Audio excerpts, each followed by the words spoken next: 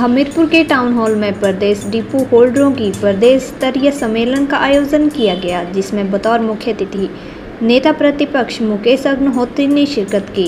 तो इस अवसर पर प्रदेश कांग्रेस कार्यकारी अध्यक्ष विधायक राजेंद्र राणा, डिपो होल्डर संघ के अध्यक्ष अशोक कभी भी मौजूद रहे। मुख्य अतिथि नेता प्रतिपक्ष मुकेश अग्निहोत्री का पहुंचने पर स्वागत किया गया और शॉल टोपी देकर सम्मानित किया गया। नेता प्रतिपक्ष मुकेश अग्निहोत्री ने कहा कि प्रदेश सरकार ने डिपो होल्डरों की मांगों को हमेशा अनदेखा किया है और अब कांग्रेस सरकार बनने के तुरंत बाद डिपो होल्डरों की मांगों को देखते हुए ठोस पॉलिसी बनाई जाएगी।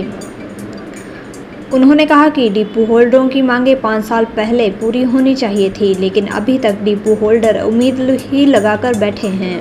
भाजपा की सरकार बनने के सर्वे के मुख्यमंत्री जयराम ठाकुर के बयानों पर नेता प्रतिपक्ष मुकेश अग्निहोत्री ने कहा कि मुख्यमंत्री जयराम ठाकुर ने सर्वे अपने दफ्तर में बैठकर ही बनाए होंगे। उन्होंने कहा कि प्रदेश सरकार के द्वारा अमृत महोत्सव के नाम पर 75 रैलियां की जा रही हैं और ये भाजपा की रैली है और पैसा भाजपा से लिया जाना चाहिए।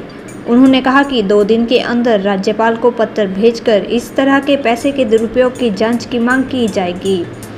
पुरानी पेंशन मामले पर अग्निहोत्री ने कहा कि अटल बिहारी वाजपेयी सरकार ने पेंशन बंद की थी, लेकिन अब भाजपा उल्टा कांग्रेस सरकार को इसके लिए दोषी मान रही है। उन्होंने कहा कि कर्मचारियों को खाली हाथ घर नहीं भेजा जा सकता है, इसलिए कांग्रेस के कर्मचारियों को वायदा किया है कि ओल्ड पेंशन स्कीम दी जाएगी। मुकेश अग्निहोत्री ने कहा कि प्रदेश में भाजपा सरकार ने कुछ नहीं दिया है और अब अंत समय में प्रदेश सरकार के द्वारा पैसे का दुरुपयोग किया जा रहा है। उन्होंने कहा कि मुख्यमंत्री ने मंडी में हवाई पट्टी बनाने के साथ साथ रेल लाइन विस्तार करने के अलावा कई घोषणाएं की थी, लेकिन कुछ नहीं हुआ है। उन्होंने कहा कि भाजपा सरकार केवल मात्र घोषणाओं की सरकार साबित हुई है। अभी प्रदेश के डिपो होल्डर जो हैं वो मौजूदा सरकार से परेशान हैं और जो उनकी मांगें हैं जो 5 साल पहले हल होने चाहिए थी, अभी तक भी जो है ये आस ही लगा के बैठे हुए हैं। और हमारा इनको ये कहना है डिपो होल्डरों को कि अब इस सरकार के पास हाथ फैलाने से कोई फ़ायदा नहीं है। ये जाने वाले लोग हैं, हम आने वाले लोग हैं। हम इनकी बात सुनेंगे और जो ये कहेंगे उसके मुताबिक पॉलिसी बनाई जाएगी। तौर पे बता देना चाहता हूँ कि 50 दिन की दूरी है, हिमाचल प्रदेश में कांग्रेस की सरकार बनने वाली है। कोई नहीं रोक सकता। जयराम को जाना है और उनको मानसिक तौर पे तैयार हो जाना चाहिए, अपने आप को तैयार कर लेना चाहिए कि हाँ मेरी सरकार जा रही है। और आजकल जो इन्होंने काम किया है,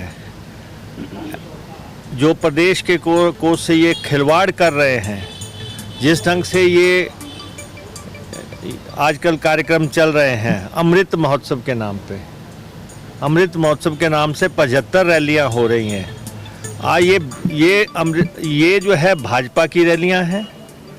ये पैसा जो है भारतीय जनता पार्टी से चार्ज किया जाना चाहिए। मैं जो है 1-2 दिन के अंदर राज्यपाल को पत्र भेज रहा हूं कि ये ऐसा खिलवाड़ किसी सरकार ने आज दिन तक नहीं किया था, किसी भी मुख्यमंत्री ने नहीं किया था कि आप जो है राजनीतिक रैलियां, पॉलिटिकल रैलियां आप सरकारी कोष से करें, सरकार के खजाने से करें, उस खजाने से करें जहां दिवालिया पिट चुका है, जहां पे 2500 करोड़ रुपए का अभी कर्जा लिया जा रहा है। वहां पे आप जो है अपने सारे कार्यक्रम जो है 75 कार्यक्रम, एक कार्यक्रम पे आप जो है 50 लाख, 75 लाख, 1 करोड़ तक खर्चा कर रहे हैं। आप बताएं कि आप कौन से नवाब आ गए? आपको किसने ये अधिकार दे दिया कि आप जो है सरकारी कोष की धज्जियां उड़ा के रख दें? नहीं, देखिए मैं आपको एक बात बता देना चाहता हूँ। पहले तो मुख्यमंत्री कह रहे हैं कि जिन्होंने बंद की वो बात कर रहे हैं, बंद हमने नहीं की। बंद की ये अटल बिहारी वाजपेयी जी की सरकार ने। 2003 में वाजपेयी जी की सरकार थी, दिल्ली में उन्होंने एक मुश्त फैसला लिया कि हम देश के कर्मचारियों को पेंशन नहीं देंगे और प्रदेश की सरकारों को विवश किया कि अगर आपको आगे का पैसा लेना है, स्टेट्स का शेयर लेने हैं, तो आपको जो है पहले करार करने पड़ेंगे।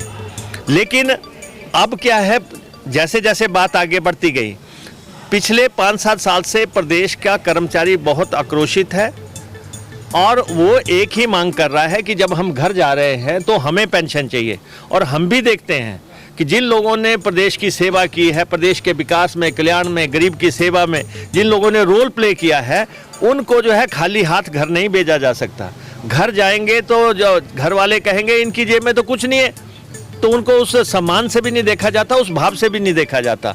इसलिए हम कमिटेड हैं कि हिमाचल प्रदेश के कर्मचारी को हम पेंशन देंगे। कर्मचारी हमारे को प्यार करते हैं, तब इनको परेशानी हो रही है। भाई आप दे दो ना, अभी भी 30 दिन है, लेकिन अगर दे भी देंगे तब भी आप बांट तो सकेंगे नहीं ना, ना आपने देना है। आप सिर्फ घोषणाओं की सरकार है, आप फोकी घोषणाएं करते हैं।